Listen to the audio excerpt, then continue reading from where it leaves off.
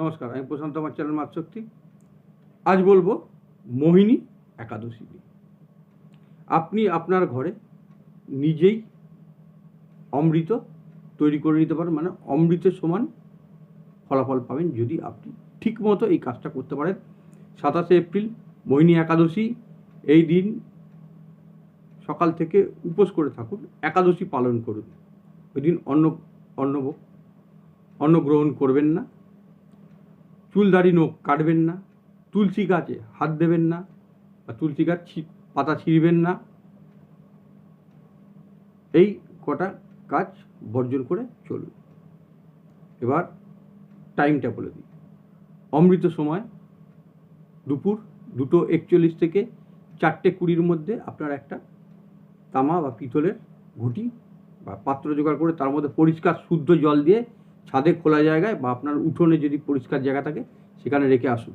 4:20 পর ওই জলটা আপনি তুলে নিয়ে আসুন।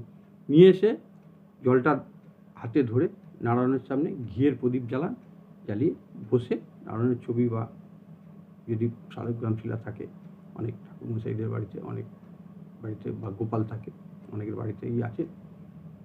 যদি না থাকে, নারায়ণের ছবি বা নারায়ণের মূর্তিও অনেকের বাড়িতে থাকে, সেখানে ধরে, বা মা লক্ষ্মীর মূর্তি থাকলেও হবে, ছবি থাকলেও হবে, ধরে ওটা ওং নমো ভগবতে বাসুদেবা, ওং নমো ভগবতে বাসুদেবা, ওং নমো ভগবতে বাসুদেব 108 বার জপ করে জলটা অভিমন্ত্রিত করে দিন। 3টে তুলসী পাতা দিন।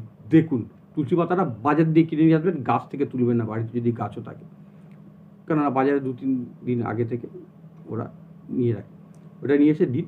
দেখুন, আপনার পরিবারে যত রকম অশান্তি, আপনার শারীরিক সমস্যা, মানসিক সমস্যা, সব রকম সমস্যার সমাধান এই একটা কাজে হয়ে যাবে। অমৃত সমান কাজ হবে যদি আপনারা করতে পারেন। আপনাদের বাচ্চাদের পড়াশোনার সমস্যা,